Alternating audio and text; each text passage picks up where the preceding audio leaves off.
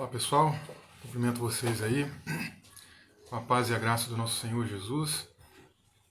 Deixo aqui a minha saudação de boa noite para quem está acompanhando a gente aqui ao vivo, e também aí um bom dia ou uma boa tarde, né, para você que de repente for assistir numa outra ocasião, num outro horário, né, ou uma boa noite, dependendo do horário que você tiver acesso a esse vídeo. Nós estamos chegando aqui hoje então na nossa décima mensagem, né, dessa série expositiva aqui sobre o Sermão do Monte. E hoje a gente vai falar um pouco aqui sobre o capítulo 6 do Evangelho de Mateus. A gente já começa a entrar no capítulo 6, cujo assunto envolve aí a maneira como a gente deve praticar a caridade. Então eu quero ler com vocês aqui o texto bíblico, que se encontra aí no Evangelho de Mateus, capítulo 6, do versículo 1 ao 4. É o trecho que a gente vai fazer a leitura aqui nessa noite, né? E vai se basear para poder fazer essa exposição. Então, Mateus 6, versículo 1 até o 4, a gente tem escrito aí o seguinte: Guardai-vos de fazer as vossas boas obras diante dos homens, para serdes vistos por eles. De outra sorte, não tereis recompensa junto de vosso Pai que está nos céus. Quando, pois, deres esmola, não faças tocar a trombeta diante de ti, como fazem os hipócritas nas sinagogas e nas ruas, para serem glorificados pelos homens. Em verdade vos digo que já receberam a sua recompensa. Mas, quando tu deres esmola, não saiba a tua mão esquerda o que faz a direita, para que a tua esmola fique em secreto, e teu Pai que vem em secreto te recompensará. Então esse é o texto. Eu quero convidar você a orar comigo aí, para que a gente possa então clamar pela graça de Deus, para nos instruir aqui, né, e iluminar nesse tempo. Oremos aí. Pai bendito, desde já nós externamos aqui a nossa gratidão, nosso muito obrigado. Queremos, ó Deus, colocar diante do Senhor aqui a nossa vida. Te apresentamos a passagem que foi lida. Com alegria e com gratidão a gente chega aqui nessa 10ª mensagem. Eu te peço, Senhor, vem nos instruindo, nos iluminando, mostrando para a gente, ó Pai, verdades centrais, espirituais dessa passagem, desse texto, que podem trazer ensinos valiosos para a nossa vida. E nos ajuda também, Senhor, a viver o que a gente está aprendendo, a colocar em prática aquilo que a gente está aprendendo, de maneira que o Teu nome seja glorificado. Esse, ó Pai, é o nosso pedido, e nós assim então te agradecemos em nome de Jesus. Amém e amém. Pois bem, então, como eu já adiantei, né, o nosso tema hoje, ele envolve aí como deve ser a nossa prática de caridade, com base em Mateus capítulo 6 e os 4 primeiros versículos. Vamos começar aqui relembrando, né, rapidamente, sem todos aqueles detalhes, né, que a gente vinha fazendo nas sequências de revisitações, né, de Jesus fazendo revisitações ali na lei, mas só relembrando, né, que lá no capítulo de número 5, os versículos finais que a gente veio abordando, que a gente veio observando, diziam respeito ali a essas revisitações que Jesus estava fazendo na lei e também do modo como ele vinha demonstrando, né, que a interpretação dos antigos e dos escribas e fariseus estavam erradas, né? E a gente viu que um versículo-chave, inclusive, né, para a gente conseguir entender aquelas revisitações, era o versículo 20 do capítulo 5, que falava ali o seguinte, né, que diz o seguinte, né? Pois eu vos digo que se a vossa justiça não exceder a dos escribas e fariseus, de modo nenhum entrareis no reino dos céus. E o que a gente vai perceber é que esse texto ele não é abandonado, né? Essa fala de Jesus não é abandonada, ela na verdade se mantém daqui para frente, né? E no capítulo 6 a gente ainda tem, pelo menos até o versículo 18, alguma ligação com Mateus 5,20, com essa diretriz aí de Jesus de que a justiça dos discípulos de Cristo ela precisa exceder a justiça dos escribas e fariseus. Então, essa ideia permanece. A gente vai perceber aqui no início agora do capítulo 6 como que Jesus ainda mantém um pouco dessa mesma ideia e como ele vai prosseguir aqui explicando, né, as questões aí do seu reino. E ele vai, então, inclusive daqui para frente, manter também a sua ideia de apresentar essa ética mais elevada do reino de Deus. E uma coisa que a gente percebe também no decorrer aqui do capítulo 6, trazendo uma informação introdutória, né, já que a gente, inclusive, já mencionou, que do primeiro versículo até o 18, Jesus está trabalhando aí nessa ética elevada do reino de Deus, e que há uma ligação ainda com Mateus 5,20, aquela questão de exceder a justiça dos fariseus, né? E a gente vai encontrar nesses primeiros 18 versículos um contraste, uma espécie aí de antítese, né? Como a gente viu também no capítulo anterior, em relação a esses homens. Por exemplo, no versículo 2, que a gente inclusive leu hoje, é mencionado aí a respeito de hipócritas nas sinagogas e nas ruas. Lá no versículo de número 5, diz aí que esses hipócritas, eles gostavam de orar de pé nas sinagogas e também nas esquinas e ruas. No versículo 7, a gente tem aí uma informação também de gentios. E no versículo 16, outra vez, a gente também tem aí a palavra hipócrita, né, aparecendo novamente.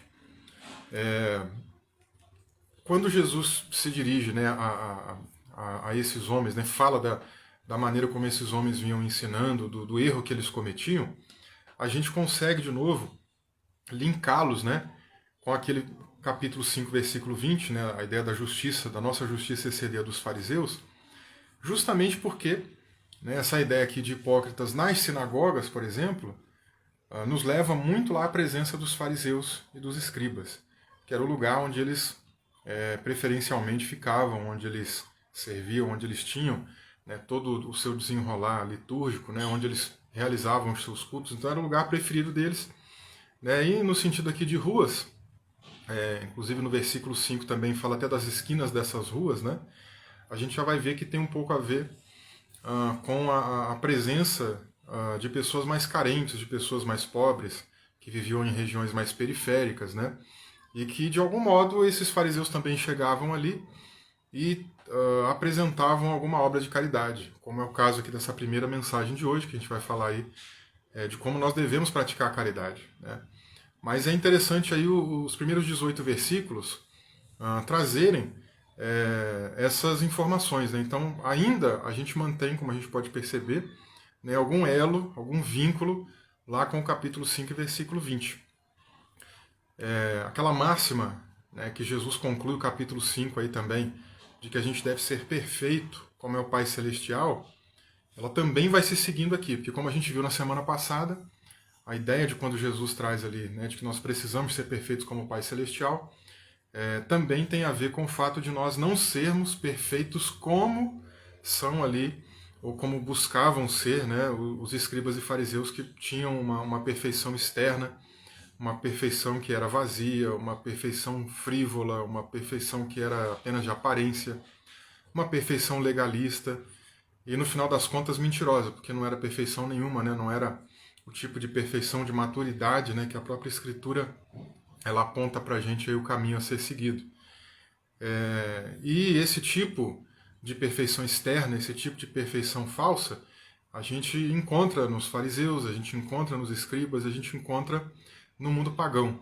Né? Se a gente lembrar de novo aqui esses primeiros 18 versículos, o que Jesus ele de algum modo vai criticar, né? Como a gente vai ver daqui a pouco. Os hipócritas nas sinagogas e nas ruas, os hipócritas que gostam de orar de pé nas sinagogas e nas esquinas das ruas, os gentios, né? Que aí leva para essa ideia do mundo pagão, e novamente aí em relação aos hipócritas. Tá? Então, a gente consegue perceber que há ainda um vínculo com o capítulo 5. Né? A coisa não mudou assim completamente o assunto, não virou a chave por completo. Ainda existe uma ligação com essa questão aí do capítulo 5 de uma ética elevada que supere a ética dos escribas e fariseus. E aí, pensando nessa ética elevada, né, Jesus, nesses 18 versículos aí, ele vai trabalhar 3 temas, 3 assuntos ligados aí um pouco mais às obras de misericórdia, né, ligados aí às obras de piedade. Né? Por exemplo, os primeiros 4 versículos que a gente leu hoje, eles mostram para a gente aí essa ética elevada, como ela deve ser praticada em relação à caridade. Do versículo 5 até o versículo 15, que a gente vai ver semana que vem, a gente tem aí essa ética elevada de como deve ser praticada em relação à oração. E do versículo 16 ao 18, essa ética elevada em relação à prática do jejum. Então Jesus vai trabalhar essas três temáticas nesses primeiros 18 versículos, sendo que hoje a gente vai se concentrar nos primeiros 4 versículos que dizem respeito, né, àquela primeira prática ali, que é a prática da caridade. Agora, uma outra coisa também interessante, introdutória, né, que a gente precisa trazer aqui, é o tipo de estrutura que a gente vai encontrar em todas essas três abordagens. Então, todas as três abordagens elas seguem um padrão idêntico. Tá? Qual é esse padrão? É um padrão em que, primeiro, Jesus aponta o erro de fazer coisas boas, mas motivada por uma coisa ruim, pela vaidade. Ou seja, aqueles homens falavam de fazer coisas boas, faziam inclusive algumas coisas boas, né? Nesse caso, aqueles homens que a gente está dizendo aqui são os escribas e fariseus e pagãos, né?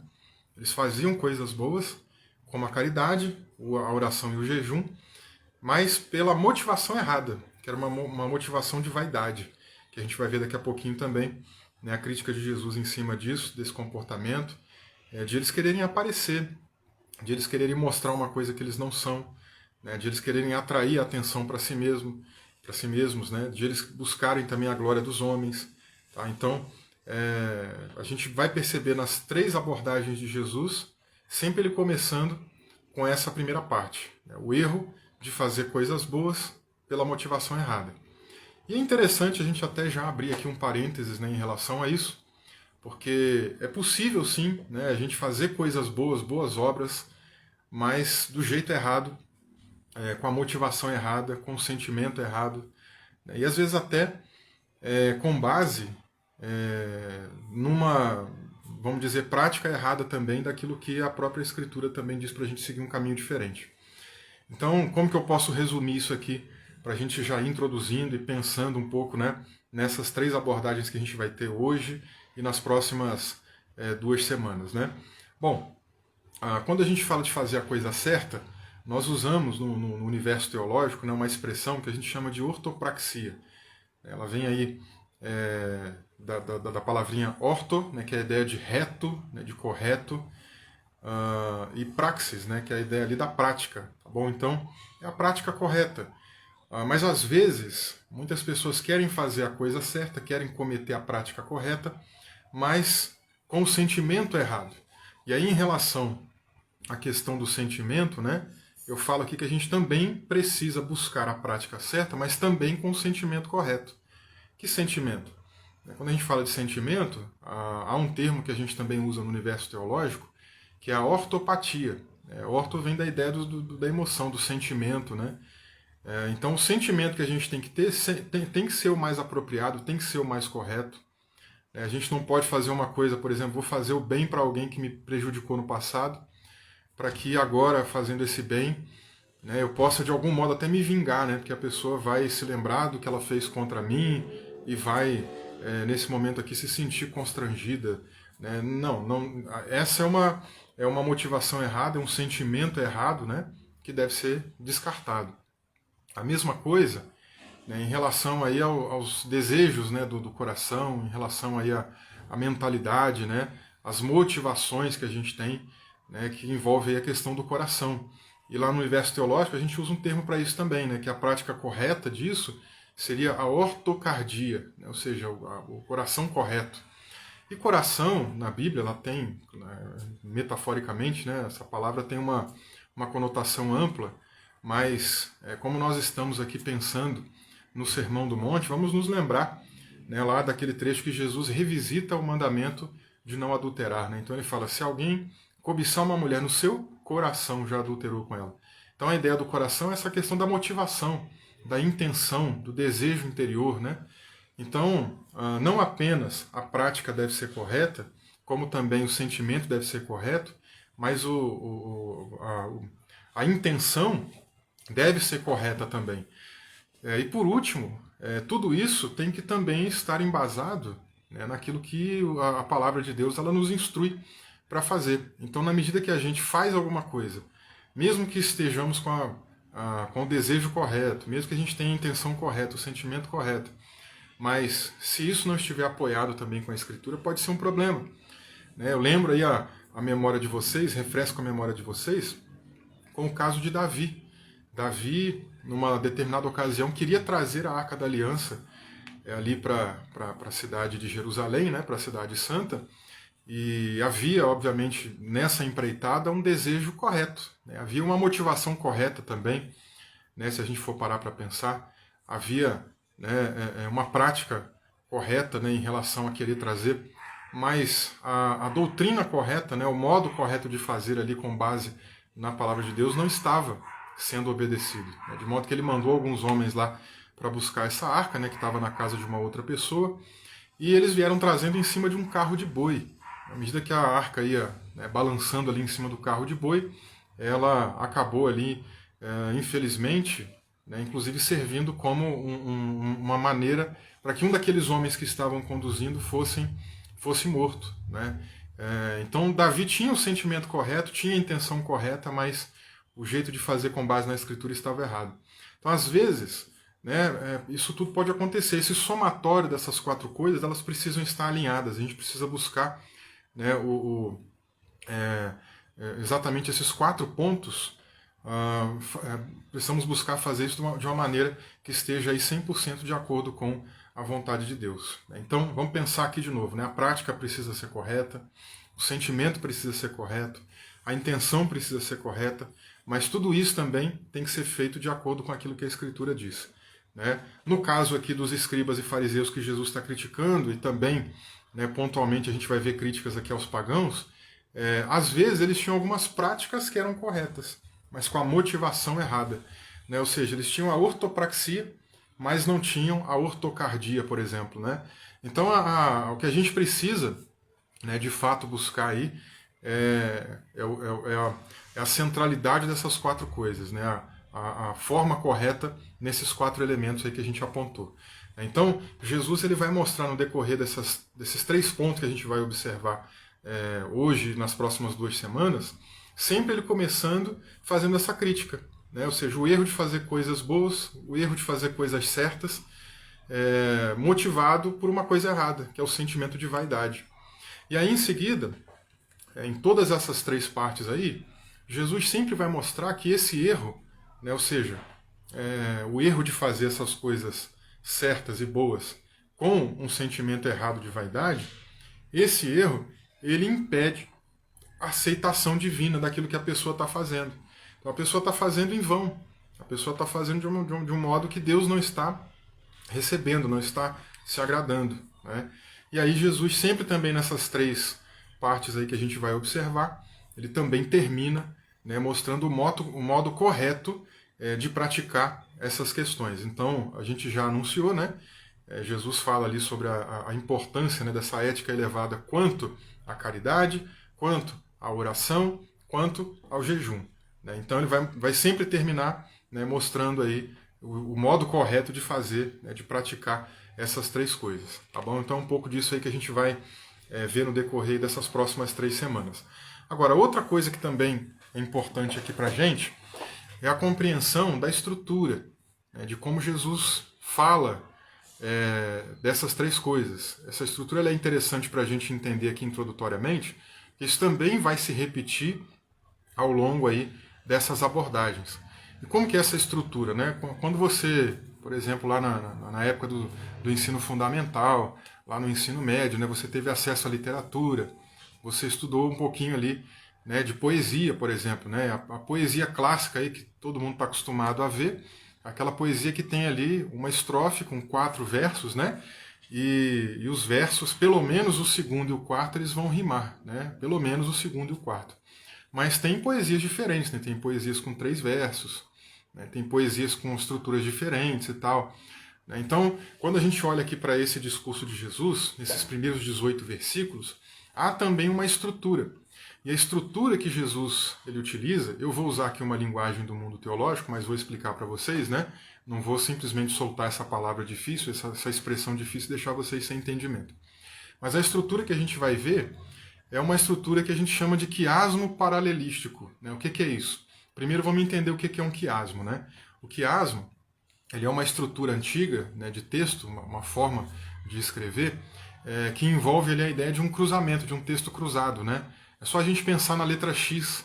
A letra Ki, né, no alfabeto grego, ela é muito parecida com a letra X que a gente tem no português. Então ela faz esse cruzamento. Né? E com esse cruzamento, o que a gente tem? A gente tem, ora, o texto indo para um ponto, depois ele vem para outro, depois ele volta no primeiro e ele volta para o segundo outra vez. Então ele faz esse cruzamento. Né? Então vamos pensar numa estrutura assim, né? Porque não tem como aqui apresentar, colocar aqui um desenho, senão ia facilitar de vocês entenderem. Mas mentaliza aí, ó, imagina o que eu vou dizer. Né? Imagina assim, ó, um ponto A, ele fala de um assunto. No ponto B, ele fala de outro assunto. Né? Aí tem aqui uma diferença. Daqui é um assunto, daqui ele vem para outro. Depois, quando ele vai para o próximo ponto, ele volta para cá. Então a gente tem um A1, um B1 e um A2. E ele então volta para o B2. E a gente vai ver que a estrutura que Jesus vai seguir aqui é essa. A1, B1, A2, B2, e depois ele vai para um ponto C, que é o de conclusão, né, que está envolvido exatamente com essa estrutura tripla aqui, tá? Então, os dois primeiros pontos que eu falei, né, quais são os dois primeiros que sempre vão se repetir? Né? São três que sempre vão se repetir. Quais são os dois primeiros, né, nesse caso? O erro de fazer coisas boas motivado pela vaidade, né, por um sentimento ruim. Esse é o primeiro ponto. Né? Esse é o A1 e depois vai ser o A2. Né? A segunda parte é o erro, é o fato de que esse erro impede a aceitação divina daquela obra, daquela coisa que está sendo feita. Né? Então isso aí vai ser a parte B. Vai ter lá o B1, depois vai ter o B2. Né? E a conclusão de Jesus, agora ele muda, né, um pouco, né, o assunto, mas dentro ainda da mesma discussão, né, que a letra C, né, que eu estou dizendo aí, seria aí o modo correto, né, de praticar o que ele vai estar abordando. Hoje a gente vai falar da caridade, semana que vem da oração, na outra semana do jejum, né, e ele vai sempre seguir aí essa estrutura. Tá? Bom, como que seria aí então? Vamos pensar aqui nessa estrutura, tenta mentalizar, né, para você entender o que eu estou dizendo, para ficar mais fácil. Tá, vamos lá. A1. O erro de fazer coisas boas motivados pela vaidade. Esse é o A1. O B1, esse erro impede a aceitação divina. Né? Então isso aqui vai fazer parte do primeiro versículo, daqui a pouco eu vou mostrar para vocês, vou ler, né, e vou explicar de novo. Então, ó, o primeiro versículo ele vai falar disso, o erro de falar coisas boas motivados pela vaidade, e logo em seguida ele mostra que esse erro impede a aceitação divina dessa prática, dessa boa obra, de qualquer coisa que essa pessoa está fazendo de bem. Logo depois, no versículo 2, quando ele for mudar também para o outro assunto, né, sobre oração, sobre jejum, o que ele vai fazer?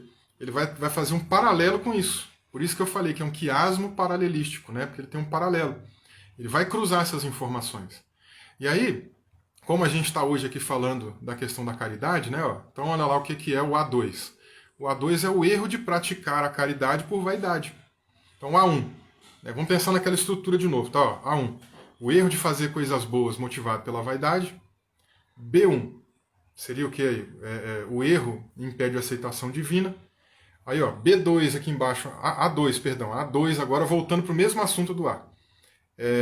O erro de praticar a caridade, nesse caso agora já é específico, né, a caridade pela vaidade. E o B2, a falsa caridade, né, ou seja, de novo aplicada a caridade, na falsa caridade, vai impedir aí a aceitação divina. Em seguida, né, Jesus apresenta o modo correto de praticar então a caridade. Tá? Então essa é a estrutura que a gente vai ter aqui, por exemplo, para a de hoje, mas na semana que vem vai ser a mesma estrutura. Né? Vocês vão perceber como que há uma ligação, né, muito forte ali com o primeiro versículo. Agora, apresentando isso com os versículos, né, para a gente já ir aí tentando entender, né, e aplicar aí um pouco do que a gente vai aprender. Vamos lá, eu falei, o A1 é o geral. Né? É a parte geral ali que Jesus apresenta. Então ele diz ali, ó, guardai-vos de fazer as vossas boas obras diante dos homens, para serem vistos por eles. Conseguiu perceber? Né? Aquele resumo que eu coloquei, né, como A1, que é o quê? O erro de fazer boas obras, né, ou boas coisas, motivado pela vaidade. É isso que Jesus está dizendo aqui no versículo 1. Guardai-vos de fazer as vossas boas obras diante dos homens para serem vistos por eles. Logo em seguida, ainda no versículo 1, o que Jesus diz? De outra sorte, não tereis recompensa junto de vosso Pai que está nos céus. Então veja, agora ele vai para outra parte, né? Esse erro aí, o que ele faz? Ele impede que Jesus aceite a obra que a pessoa vai fazer, a boa obra que a pessoa vai fazer. Agora no versículo 2, o que aparece aí para a gente? Repete, né? Faz um paralelo, né? Vamos pensar, faz um paralelo que repete o assunto anterior. Por isso que é esse cruzamento que eu falei, né? Ele vem aqui do A, vai para o B, volta para o A. Então olha só o que ele diz no versículo 2. Quando, pois, deres esmola, não faças tocar a trombeta diante de ti, como fazem os hipócritas nas sinagogas e nas ruas, para serem glorificados pelos homens. Então, ó, vamos comparar. Guardai-vos de fazer vossas boas obras diante dos homens, para serem vistos por eles. Esse é o A1. Olha agora o A2, né, no versículo 2. Quando você der esmola, não toca a trombeta diante de você, como os hipócritas fazem nas sinagogas e nas ruas, para serem glorificados pelos homens. Então, ó, o paralelo aí, A1 e A2. Agora, logo em seguida, no final do versículo 2, o que Jesus diz? Em verdade, vos digo que já receberam a sua recompensa. Então, olha lá a parte final do versículo 1. De outra sorte, não tereis recompensa junto de vosso Pai que está nos céus. Final do versículo de número 2. Em verdade, vos digo que já receberam a sua recompensa. Então, está falando também do mesmo assunto. O primeiro versículo fala de um modo geral, o segundo versículo já aplicado, né, na questão da caridade. Depois, as outras passagens que a gente for estudar, né, na semana que vem, inclusive daqui a 2 semanas, vai seguir o mesmo princípio.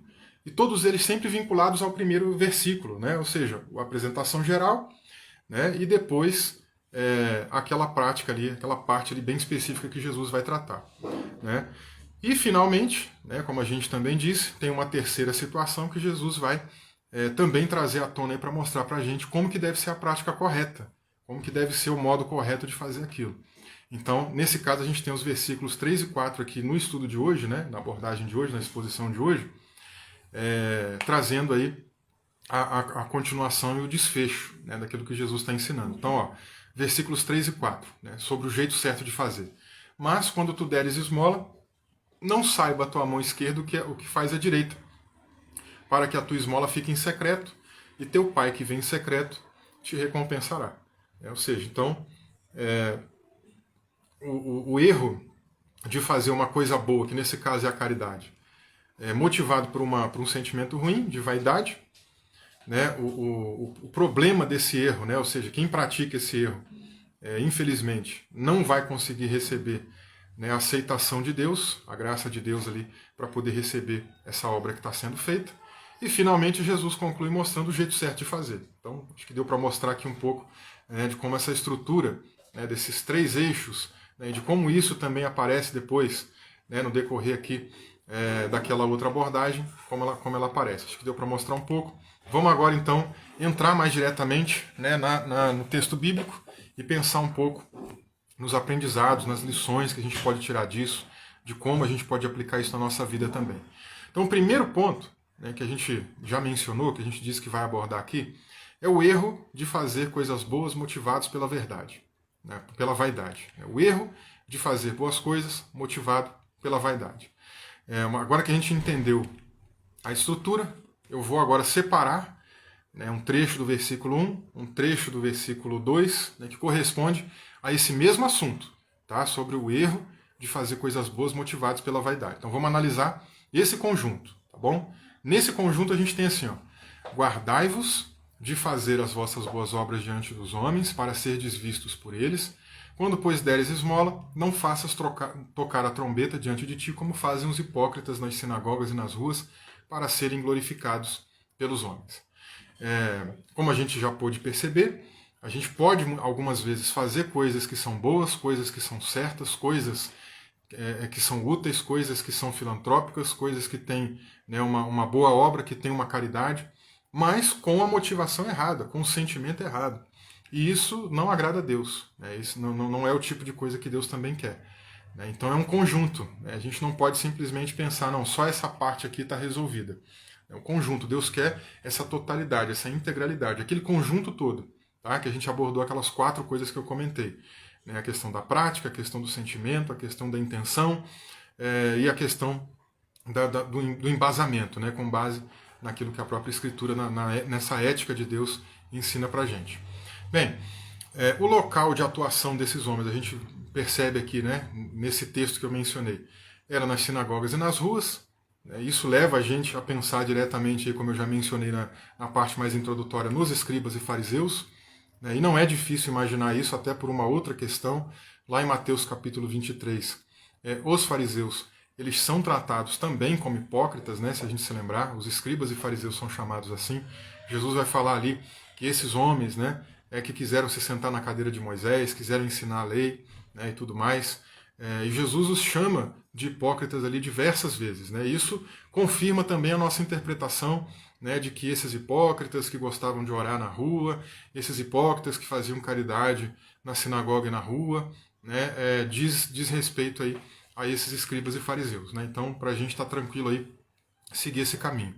O objetivo deles, né, ao fazer aí essas caridades, no caso aí, especificamente agora, do versículo 2, né, até o 4 aqui que a gente está analisando, né, essas boas obras aí nesse caso, envolvia, né, a prática de, por exemplo, dar esmolas, de ajudar as pessoas necessitadas, as pessoas mais carentes, não era a motivação apropriada, não era a motivação certa. Se a gente olhar o Antigo Testamento, a gente tem muitas passagens, inclusive nos livros da lei, né, que falam da importância de nós cuidarmos das pessoas mais carentes, das pessoas mais vulneráveis, de nós ajudarmos os mais pobres. Tem muitos textos ali, né, em todo o Antigo Testamento que falam disso. Tanto lá nesses livros da lei, como nos livros dos profetas, como nos livros sapienciais, né, Provérbios, por exemplo, tem muita coisa a respeito dessa necessidade. Né? Agora, o problema é a motivação deles. A motivação dos escribas e fariseus aqui não é simplesmente estender a mão para ajudar o necessitado. Não é estender a mão para que aquela pessoa possa ser socorrida. E sim, como aquele texto que a gente já citou agora, né, cortando já o pedaço do 1 e do 2, simplesmente com a motivação de eles serem vistos, com a motivação de eles chamarem a atenção para si. A expectativa que eles tinham quando eles faziam essa boa obra, a expectativa que eles tinham quando eles davam ali alguma esmola, alguma ajuda para aquelas pessoas vulneráveis e necessitadas, era que as outras pessoas ao redor vissem eles, né, e enxergassem esses escribas e fariseus como se eles fossem homens devotos, como se eles fossem homens piedosos, pessoas boas, né, como se eles fossem ali homens espirituais, homens que seguem e obedecem à palavra de Deus. Esse era o objetivo. O objetivo não era amar o próximo, né, como diz o mandamento de Levítico, né, não é realmente alcançar aquela alma que está precisando de ajuda para que ela seja cuidada, para que ela seja alcançada, mas tão somente o objetivo de ajudar com uma mão para receber em troca com a outra, né, um pouco de glória humana, um pouco de reconhecimento dos homens. Né? E Jesus fala sobre isso, ele fala que eles esperavam ser glorificados pelos homens. E é por isso, gente, que Jesus chama eles aqui nesse contexto de hipócritas. O que é hipócrita? A palavra grega para hipócrita, né, até parecida com a palavra portuguesa, né, hipócrites, ela tem um sentido lá naquele mundo antigo de ator, de um artista de teatro, por exemplo, né, um dissimulador, um impostor. E aí, explicando até um pouco disso aqui, o que era esse ator? Né? Hoje em dia, eu já dei esse exemplo aí, inclusive pregando, né? Mas vou repetir aqui para outras pessoas que não tiveram acesso ainda a essa ilustração. Mas quando a gente assiste, por exemplo, um filme, né? Quando a gente assiste uma série, tem ali um ator que interpreta muito bem determinado papel, né? Aquela pessoa, por exemplo, que faz o papel de vilão, né? E ela faz um papel, uma atuação, né? Uma encenação tão bem feita, que às vezes ela faz com que o público do lado de fora, que não conhece aquela pessoa, que não convive com aquela pessoa, acredite que ela é daquele jeito mesmo. E às vezes essa pessoa é maltratada na rua, às vezes as pessoas falam mal dela nas redes sociais, porque acaba vinculando, né, o personagem que ela está interpretando com a vida real. Né? Mas ali é uma encenação, aquela pessoa não é daquele jeito. Né? Então é isso que Jesus está criticando aqui os fariseus, eles são hipócritas por causa disso. Né? Eles estão atuando, eles estão fingindo, né, que tem ali compaixão, que tem misericórdia, que tem ali esse senso de justiça para ajudar as pessoas, eles estão fingindo. Eles vão ali naquela pessoa necessitada, entregam de repente uma cesta básica, né, se fosse hoje em dia como a gente usa, né, entrega uma cesta básica, paga uma conta que a pessoa está precisando, uma conta de luz, uma conta de água, né, como se fosse hoje em dia, ajuda aquela pessoa carente, mas no final das contas o que ela quer? Que outras pessoas vejam o que ela está fazendo, é uma atuação. Né? E nesse caso, pensando em atuação, esse homem podia às vezes até chorar, né? Mostrar assim uma compaixão. Tem gente que tem uma facilidade grande para isso, né? De repente ele chora, ele expressa, né, ali um sentimento, um afeto que ele não tem de verdade. É só uma encenação. Ele está dissimulando, né? Ele é um impostor nesse caso. Né? Ele finge ser uma coisa que ele não é. Né? E por isso Jesus, então, chama aqui os escribas e fariseus, nesse caso, né, de hipócritas, porque eles dissimulam, eles fingem, eles atuam, né, mostram uma face, uma coisa que eles de fato não são. E uma coisa curiosa, né, se a gente parar para pensar, para praticar qualquer que seja, né, a coisa pecaminosa, seja qual for o tipo de pecado, qualquer indivíduo, né, não são só aqueles fariseus, qualquer pessoa, ela vai tentar fazer o quê? Vai praticar aquela coisa de modo escondido, né, quando ninguém está vendo. Agora, quando é para fazer uma coisa boa, o que esses fariseus faziam? Eles faziam o contrário. Né? Enquanto tem algo de ruim que ele vai cometer, ele não quer que ninguém veja, ele faz escondido. Então ele oculta, ele esconde, ele faz por debaixo dos panos. Né? Ele faz até questão de saber se não tem ninguém observando. Mas quando é para fazer a coisa boa, não. Aí já é o contrário. Aí ele quer mostrar para Deus e o mundo, aí ele quer mostrar para todas as pessoas que o cercam. Aí ele quer fazer barulho, né? Por isso que Jesus usa aqui a expressão de tocar a trombeta. Não pega essa expressão de tocar a trombeta aqui como se fosse uma coisa literal, né? Como se eles pegassem lá uma corneta, né, e soprassem lá para fazer o barulho, não. Mas é muito parecido com hoje em dia, quando a gente vê as pessoas indo fazer alguma obra social, né? Então elas vão na rua e elas tiram foto, pega lá e faz a selfie. Eu estou aqui, né, entregando comida para um mendigo na rua tal, né? Estou aqui fazendo uma obra não sei aonde, estou aqui ajudando, né? Enfim. E ela acaba postando isso na rede social para mostrar o que ela está fazendo. É um pouco dessa ideia de Jesus aqui de tocar a trombeta, né? Ou seja, de querer, né, que as pessoas vejam o que ele está fazendo.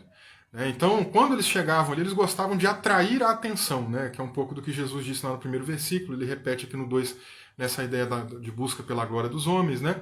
Então eles iam para ajudar essa pessoa e no final das contas, né? Deixa eu orar por você, fazer aquela oração bonita, alta, né? Que Jesus vai criticar depois aí na próxima parte, né, da semana que vem que a gente vai ver isso.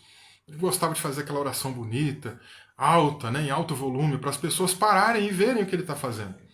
Né? Então, alguém passando pela rua via ali aquele homem ajudando e ele provavelmente ia depois levar aquela notícia. Olha, aquele homem lá, doutor da lei, né, ou aquele fariseu, aquele homem que frequenta aquela sinagoga em tal bairro, né, ele, olha lá o que ele estava fazendo, né, aquele é um homem muito bom, né, uma pessoa que a gente precisa aí ter um carinho com ele, né, ter alguma consideração, né, e naquela época não era, né, difícil de algumas pessoas às vezes até presentear esses homens por conta disso, entendeu? Então, era o tipo de prática que eles faziam. Nesse caso, eles queriam fazer barulho. Né? Fez uma coisinha boa, quer mostrar para todo mundo. Fez uma coisinha errada, ele quer esconder, quer abafar, não quer que ninguém fique sabendo. Era um problema gravíssimo ali em relação, então, à prática deles. E aí, ao serem chamados de hipócritas, né, Jesus mostra exatamente essa verdade, de que eles não se importavam com o que Deus pensa, com o que Deus quer. Por isso que eu falei daquela coisa da gente pensar não apenas na motivação correta que a gente tem. Às vezes a gente tem a motivação certa. Davi queria trazer a arca lá no exemplo que eu dei, né, com a motivação certa. Né, ele tinha o sentimento certo, mas faltava ele checar se o que ele está fazendo agrada a Deus. Né? Então, muitas das vezes o que falta em muita gente é isso. Eu quero fazer aqui uma coisa que é boa, mas pensa se isso também agrada a Deus. Não é porque algo é bom, né, não é porque é uma prática boa, que de repente, né, necessariamente aquilo vai agradar. Sonda-se, né, sonde você a si mesmo, né, faz uma análise, uma autoanálise, para você também perceber se a sua motivação é a certa. Se você está querendo fazer aquilo ali realmente para ajudar, para realmente contribuir. Né? E no caso deles ali, então, eles não faziam isso para agradar a Deus, não faziam isso por amar o próximo, né? Eles não faziam isso por compaixão, eles faziam isso para ganhar elogio. Né? Como se fosse hoje em dia, né? Eles faziam isso para ganhar muito like. Faziam isso para que as pessoas fossem lá e curtissem, né, a postagem, curtissem a página, né, e daí por diante. né? A gente tem aqui no Brasil, né, dois movimentos muito fortes, né, em relação à prática, né, de boas obras e tal, movimentos dentro da questão teológica, né? Então a gente tem a teologia da libertação, que é caracteristicamente mais católica, né, mas depois ela teve um desdobramento, né, teve também uma presença muito forte no protestantismo, né, em algumas igrejas antigas, tradicionais. E a gente tem também a teologia da missão integral, né, que é outro movimento que também vai muito nessa linha de obra social, de ajudar o próximo, né? Tem a ideia de missão integral, é pensar nessa integralidade do ser humano, né? Ou seja, não só no aspecto espiritual, né? Não só, né, na necessidade de orar pelas pessoas, né? E dar suporte espiritual, mas pensar no todo, né? Ou seja, na necessidade psicológica, intelectual, nas necessidades materiais, né? É uma ideia, né, inclusive até interessante. Na teologia da libertação vem aí a proposta, né, de as pessoas darem o grito das suas almas, né, de buscarem a libertação aí, da opressão que elas estão vivendo e tal. Agora, muitas vezes o que acaba acontecendo é que essas pessoas vão enfatizando nessas questões aí ligadas a boas obras, ligadas a aspectos sociais, né? Mas na prática mesmo, muitas vezes acaba se desvirtuando aqui para um pouco do que esses fariseus faziam. Elas só querem esse status, né? Só querem mostrar que tem essa preocupação, quando na prática mesmo muitas vezes não é o que acontece. Né? Eu cheguei a ver de perto, né, em universidades que eu estudei, em faculdade que eu lecionei, a gente chegou a ver pessoas, infelizmente, que seguiam nessa filosofia, né, mais uma filosofia do que uma teologia em si, mas seguiam isso, e na prática, muitas vezes, o discurso era bonito, mas a prática destoava completamente daquilo que a pessoa falava. E isso não adianta, né? Isso não serve. A gente ter só uma ideologia, a gente ter só uma filosofia, pode ser bonito, mas se não casar com a prática, não resolve nada. Né? Então, por exemplo, teve um caso uma vez que eu estava viajando do Rio de Janeiro aqui para Campinas, e aí tinha uma pessoa com a gente, né, muito vinculada ali com o movimento aí da teologia da libertação, né, e falando de muita coisa, né, os pobres, isso e aquilo, né, aquele discurso até bonito. Aí chegamos, né, em Campinas e perguntaram se eu conhecia algum lugar que a gente podia almoçar, né? Eu falei, olha, eu conheço, tem um lugar que eu almoço ali mais para cima do lugar que a gente vai ficar instalado, né? Toda vez eu dou aula por aqui, toda semana, e eu almoço no restaurante que fica ali para cima, que é mais barato, né? Não é um lugar assim que por fora você vai achar bonito, né? Por dentro não é aquela coisa chique, né? Mas a comida é muito boa, o atendimento é muito bom e tal. Vamos lá olhar então. Aí passamos lá de carro, do lado de fora. E essa mesma moça que estava lá com esse discurso dos pobres, etc. e tal, né? Quando viu o restaurante, na mesma hora ela falou, não, aqui não dá para comer não. Na época, você já tem aí uns 5 anos, acredito eu. Na época a comida acho que devia ser uns R$ 10, R$ 12 aí, um marmitex ali, né? Um prato feito para a gente comer. Aí ela não quis, né? Não achou o lugar bonito, não achou o lugar legal para comer. E a gente foi para um outro lugar que eu não vou falar o nome, mas é um lugar caro, né? Um lugar que o almoço é muito caro. Hoje em dia, né, eu sei que, só para a gente ter noção, né, a comida lá é aquilo. Hoje em dia o quilo da comida lá é em torno de R$ 80, só para você ter noção. Então dá para ter uma ideia de como é caro esse lugar, né? Então é o que eu falei no carro, aquele discurso bonito, né? Um discurso bonito, o pobre, a gente tem que ajudar, e etc e tal. Mas na hora, né, que, por exemplo, a gente foi almoçar, não quer almoçar no lugar do pobre, quer almoçar no lugar do mais rico, quer almoçar no lugar, né, onde tem pessoas mais elitizadas, né? Então é um pouco dessa hipocrisia que Jesus está criticando. Às vezes tem a intenção boa, né? Tem a intenção até boa nesse caso, né? No discurso, mas na prática faltou. No caso aqui dos fariseus, tinha a prática boa, mas a motivação era outra, né? Me lembro também de alguém mais envolvido aí no movimento da teologia da missão integral, né? E mesma pegada, mesmo tipo de discurso, né? Porque a gente tem que alcançar as minorias, tem que ajudar, né, as pessoas e tal, né? Porque a gente tem que teologicamente pensar nessas pessoas que são discriminadas, né? Não que esteja errado, a gente tem que pensar mesmo, a gente tem que cuidar dessas pessoas, tem que ter amor com essas pessoas. Mas não adianta ter o discurso bonito, gente. E o discurso desse pessoal era bonito. Mas aí lá onde eu trabalhava, na faculdade que eu dava aula, tinha um nordestino, um senhorzinho, né, um nordestino até muito engraçado, meio desengonçado, mas muito engraçado. Né, e a mesma pessoa que vinha com esse discurso, né, de ajudar os discriminados e tal, tinha um preconceito terrível lá com o nordestino, não gostava nem que ele chegasse perto. Já reclamava, na hora que esse homem está chegando, eu não gosto desse homem perto de mim. Né? Então, de novo, não adianta, gente, a gente ter o discurso bonito e a prática não condizer. Não adianta a gente ter a prática bonita e a motivação não condizer também. Né? Então, todos aqueles 4 pontos que eu mencionei, né, todo aquele pacote, ele precisa estar interligado. A gente não pode pegar um e falar, não, eu vou usar só esse aqui, os outros 3 eu não quero. Os 4 eixos têm que estar interligados. Tá? Isso é importante para a gente entender aqui, né, no decorrer da nossa fala. E a gente não precisa também, né, pensar nessa fala de Jesus aí, né, de às vezes querer chamar a atenção, né, como ele critica ali os fariseus, né, apenas nesse contexto de boas obras, de caridade. Né, a gente pode aplicar muitas outras coisas do nosso dia a dia, né, de às vezes a gente está fazendo a coisa certa, mas com a motivação errada. Né, se eu perguntar, por exemplo, vamos pensar para você aí que está me ouvindo, você que está acompanhando, que está ligado aí numa comunidade local, numa igreja local, que atua, que trabalha, né?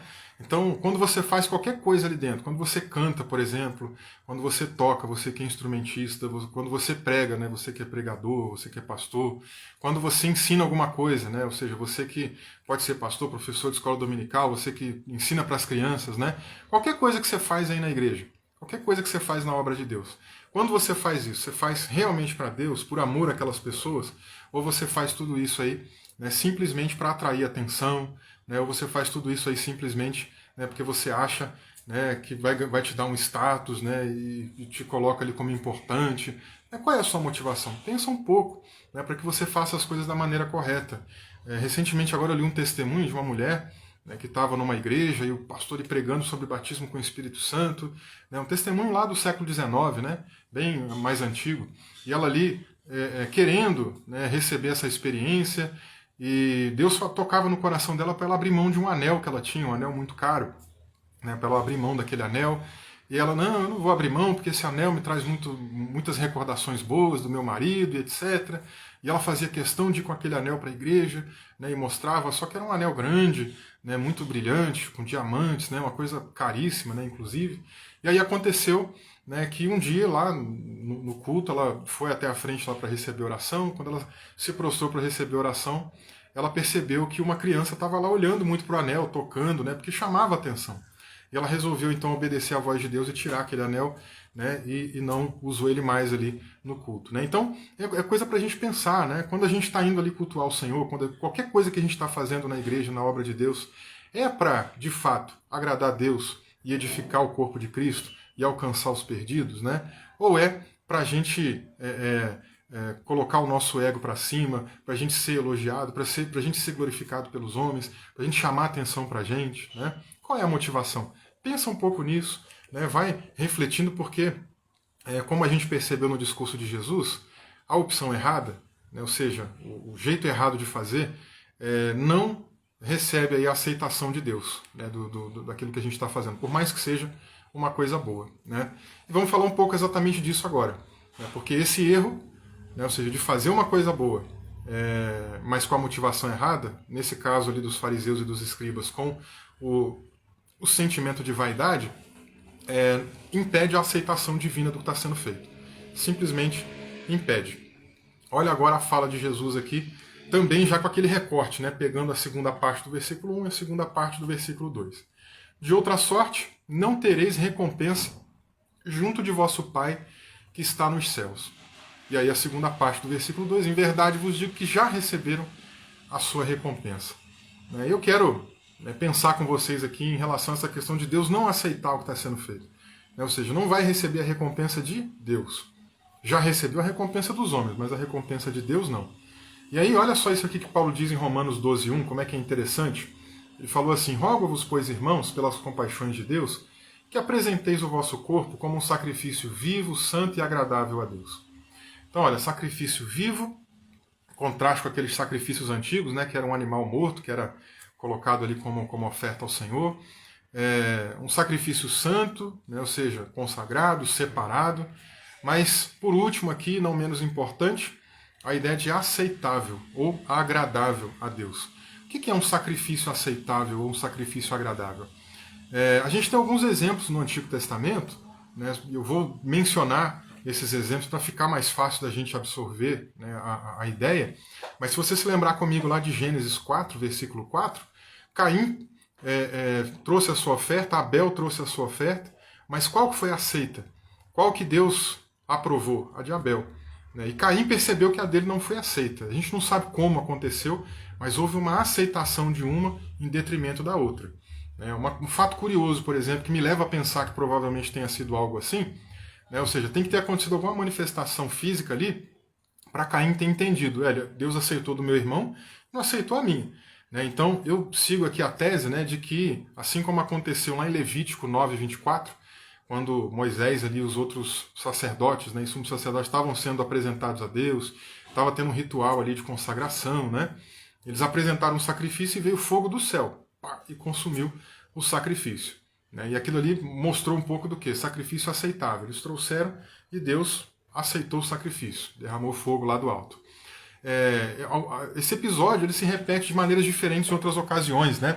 Menciono aqui uma terceira situação agora, que é em Juízes 6:21, quando Gideão ele também tem ali um encontro com o anjo do Senhor, né, numa cristofania, ou seja, o próprio Cristo ali aparece para ele. Ele vai em casa, prepara ali um bolo, prepara um alimento, volta, coloca de oferta, e aí, de novo, né, vem um fogo ali e consome aquela oferta que ele trouxe. Ainda em Juízes também, né, a gente tem lá no capítulo 13, versículo 20, o pai de Sansão, né, também tem um encontro ali com o anjo do Senhor, uma presença cristofânica, né, o próprio Jesus, e ele traz também uma oferta. E aí o fogo vem das pedras, da rocha, né, e consome ali também a oferta que ele trouxe. E não podemos esquecer, né, lá de 2 Crônicas 7:1, né, quando eles estão lá consagrando o templo, apresentam o sacrifício e de repente vem fogo do alto e consome também aquele sacrifício. Isso é uma ideia, né, de sacrifício agradável, tá? De sacrifício aceitável. Né? Então, o que Jesus está mostrando ali para a gente é que, infelizmente, né, aquele tipo de prática que eles estavam fazendo, fez uma obra boa, entregou esmola, ajudou o necessitado, ajudou o pobre, mas Deus não recebeu aquilo. Não foi uma coisa que foi feita de coração. Não foi uma coisa que foi feita realmente, né, com a motivação correta. Então Deus não recebeu. Olha o que o salmista diz lá no Salmo 51:17. O sacrifício aceitável a Deus é o espírito quebrantado. O coração quebrantado e contrito não desprezarás, ó Deus. Então, tem que ser uma coisa feita de coração, com a motivação certa. Né? Então, é um pouco do que o salmista está falando aqui. Ó. Esse coração quebrantado, esse espírito quebrantado, essa interioridade realmente conectada com Deus é o que a gente tem que fazer. Né? E uma vez que Deus não recebe essa ação, né, feita aí com a motivação errada, a motivação de vaidade, né, no caso aí dos escribas e fariseus, uma motivação ali que envolve nesse reconhecimento pessoal, né, essa vaidade pessoal, consequentemente eles também não vão receber a recompensa divina. E Jesus falou disso ali também, né? Tem tradução que às vezes vai usar galardão, recompensa, mas a palavra no grego é a mesma. E aí, que tipo de galardão é esse? Que tipo de recompensa é essa? Né? Pensando em Deus, num primeiro momento é uma recompensa eterna, uma recompensa lá, como Jesus vai dizer um pouco mais para frente, né? Um tipo de recompensa de um tesouro, né? Em que o ladrão não rouba, em que a ferrugem não corrói, que a traça não come. Né? Então é esse tipo de recompensa aí que Jesus está falando, uma recompensa eterna no primeiro momento. Claro que Jesus também pode, né, Deus pode nos recompensar de alguma maneira aqui nessa terra, nos abençoando, abrindo portas, derramando benesses, bênçãos, né, sobre as nossas vidas, é claro. Mas num primeiro momento aqui, a gente está pensando nesse tipo de galardão, nesse tipo de recompensa que vai acontecer no futuro. Né? E só para a gente não passar batido nisso, para você entender um pouco do que Jesus queria dizer nesse sentido, eu menciono alguns textos aqui que levam a gente a pensar nessa recompensa futura, nessa recompensa eterna. Tá? O primeiro deles se encontra em Apocalipse 22:11. Eis que venho cedo e está comigo a minha recompensa para retribuir a cada um segundo a sua obra. Então, um tipo de recompensa que vai ser dada lá na eternidade, na glória, né? No tribunal de Cristo, né? Que os cristãos passarão, né? Que eles terão as suas obras passadas ali pelo fogo, provadas, né? Como Paulo também menciona lá na carta aos Coríntios e tal. Mas é isso aqui. Né? O cristão ele não vai passar pelo juízo final, de acordo com aquilo que a Escritura revela para a gente, para as pessoas impenitentes, né, que não serão salvas, mas os cristãos vão passar, os salvos vão passar por um tipo de julgamento, que é um julgamento para analisar as nossas obras. Então Jesus está falando disso. Né? Quando a gente for prestar conta para ele do que a gente fez, ele vai julgar as nossas obras e nos dará algum galardão por isso. O que é esse galardão eu não tenho a mínima ideia, eu não sei, né, o que será. A Bíblia não diz para a gente o que será. tem teorias sobre isso, tem ideias sobre isso, mas hoje eu não vou falar sobre essas teorias porque não dá tempo, né? Mas outro texto que vai, né, também colaborar aí para a gente nesse entendimento, ainda também em Apocalipse, agora capítulo 11, versículo 18. Então veio a tua ira e o tempo de serem julgados os mortos e o tempo de dares as recompensas aos teus servos, os profetas, e aos santos e aos que tremem, ou melhor, aos que temem o teu nome, pequenos e grandes. Ele está falando que chegou esse tempo, né, de galardoar, né, de dar essa recompensa para essas pessoas que o serviram, né? Então também vai haver esse tempo de galardão. E olha aí, Mateus capítulo 5, versículo 12, também Jesus falando algo nessa direção, né, lá nas bem-aventuranças, né? A gente teve aí já a nossa primeira exposição foi sobre as bem-aventuranças, né? E ali Jesus diz: alegrai-vos, exultai, porque é grande o vosso galardão nos céus. Então por isso que eu disse, num primeiro momento, a gente está pensando aqui nesse galardão, nessa recompensa na eternidade. Mas na medida que essa pessoa pratica essa obra com a motivação errada, faz uma obra até boa, mas com a motivação errada, isso não conta como galardão para ela, né? Jesus não está computando isso, não vai abençoar essa pessoa por isso, né? Na verdade, a única recompensa que essa pessoa vai receber não é lá no céu, mas é aqui na terra. Não é uma recompensa de Deus, mas é a recompensa dos homens. Não é uma recompensa, né, com a glória, com a graça de Deus, mas uma recompensa passageira. Não é uma recompensa eterna, né, como a gente viu para Jesus falando, né, guarda, né, ajunta o seu tesouro lá onde o ladrão não pode roubar, né, lá onde a traça não pode comer, onde a ferrugem não pode corroer. Mas o tipo de galardão, o tipo de tesouro, de galardão, de reconhecimento que essas pessoas vão ter é aqui. Né? Ou seja, ele foi ali, fez a boa obra, tocou trombeta, né, avisou para todo mundo, fez aquela oração alta, bonita, todo mundo parou para ver o que ele está fazendo. Hoje em dia a pessoa vai lá, faz a boa obra, a boa ação, tira a foto, faz uma selfie, publica para todo mundo ver, todo mundo curtiu, pronto. O galardão que ela recebeu, a recompensa que ela recebeu foi essa. Simplesmente essa, aquelas curtidas que ela teve ali, seja no Facebook, no Instagram, em outra rede social, foi isso aí que ela ganhou. Né? Mas deixou de ganhar a recompensa mais importante, né? Aquele que tem o valor realmente eterno, algo que não vai passar, algo que não é passageiro. Né? Então, é uma perda simplesmente muito grande aí, pensando na fala de Jesus ali dirigida, né, a esses escribas e fariseus. E aí vem a pergunta então, né? Já que o que eles faziam, a prática, vamos dizer, a obra era boa, mas a motivação era errada, né? E por consequência disso, né, a prática não era correta, se a gente for parar para pensar, como que a gente tem que fazer então? Como deve ser a prática correta aí para a gente, né? Vamos pensar aqui. Simples, Jesus diz para a gente nos versículos 3 e 4. Ele diz assim: mas quando tu deres esmola, não saiba a tua mão esquerda o que faz a direita, porque a tua esmola, para que a tua esmola fique em secreto, e teu pai, que te vê em secreto, te recompensará.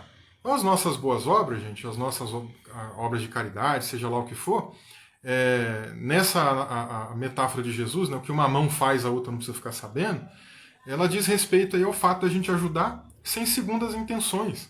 Né? Tem gente que vai ajudar o outro, às vezes não é para aparecer, né? Mas tem segundas intenções. Eu vou ajudar essa pessoa porque ela depois vai me ajudar com outra coisa que eu preciso. Segunda intenção. Está, né? Queimando também, né, a motivação correta. Ou eu vou ajudar para aparecer. Né? Então, o que uma mão faz, a outra não tem que ficar sabendo. Imagina aí na sua mente, né, pega aí no seu imaginário, aquela ideia de uma pessoa com uma coisa atrás, um presente aqui atrás e a outra mão estendida, né? Como se ela estivesse negociando assim, né? Ó, eu te dou o que tem aqui atrás, mas me dá tal coisa primeiro, né? Então ela está negociando. O que uma mão vai fazer para dar, a outra não precisa saber. É isso que Jesus está usando aqui de metáfora, de exemplo, né? Então essa ideia, né, da pessoa ajudar deve ser com discrição, né? Deve ser sem segundas intenções, não precisa ficar divulgando, né, para as pessoas saberem o que foi feito. Simplesmente, se for para a gente fazer alguma boa obra, que essa boa obra seja feita de coração, né, para agradar a Deus, para glorificar a Deus, para abençoar o nosso próximo, para ajudar o nosso próximo. E próximo é quem estiver do nosso lado, é quem estiver precisando, independente da religião que a pessoa siga, independente da etnia, independente da cor, independente da situação social, independente de qualquer coisa. Né? A nossa obrigação é ajudar, né, estender a mão sem segundas intenções. Esse é o ensino aqui de Jesus para a gente, né, o modo certo aí da gente praticar a caridade, tá bom? Então a gente vai ficando por aqui. Convido você guardar na tua agenda, marcar na tua agenda para a semana que vem, né? Terça-feira que vem a gente segue nessa mesma linha ainda. E na semana que vem é muito legal, muito interessante, porque Jesus vai falar sobre oração. Né? Tem o jeito errado de orar, tem o jeito certo de orar. Então a gente vai ver aí também semana que vem coisas muito legais, muito bacanas, né, em relação ao ensino de Jesus. Esteja aí se preparando, vai lendo, né, a passagem ali, né, para você também estar por dentro, né, daquilo que Jesus falou. Continuação aí de Mateus 6. E semana que vem eu aguardo você, tá bom? Então vamos encerrando e eu quero convidar você a orar comigo para a gente finalizar aqui essa exposição dessa noite. Oremos aí. Pai querido, mais uma vez nós te rendemos graça, te rendemos a nossa gratidão. Muito obrigado, Pai, pelo teu ensino. Tua palavra é viva, é eficaz, é poderosa. E nessa noite, Senhor, a gente sai também mais um pouquinho edificado. Aprendemos aqui que esse conjunto todo ele precisa fazer parte da nossa vida. A gente tem que ter a motivação correta, a gente tem que ter a prática correta, a gente tem que ter o sentimento correto, mas tudo isso também tem que estar correto de acordo com aquilo que a tua palavra ensina pra gente, de acordo com a tua ética elevada. Nos ajuda, Senhor, a conseguir cumprir, né, esse pacote todo da tua vontade de maneira completa, integral. Nos ajuda, Senhor, a fazer o bem exatamente sem ter segundas intenções, sem pensar, né, em alguma recompensa terrena, mas que a gente simplesmente faça por amor, né, ao próximo, amor ao Senhor, que a gente também faça para edificar as pessoas que estão ao nosso redor, né, e para ganhar as pessoas que também, né, estão perecendo e indo para um caminho que não agrada ao Senhor. Esse é o nosso pedido aqui nessa noite, Pai. Cremos e confiamos no Senhor, acreditamos que o Senhor dirige os nossos passos e nos ajuda, e assim nos colocamos então nas tuas mãos aqui para fazer o teu querer. Nós oramos e agradecemos então em nome de Jesus. Amém e amém. Beleza então, meus irmãos. Encerramos aqui. Um abraço aí a todos vocês. Se Deus quiser, até semana que vem.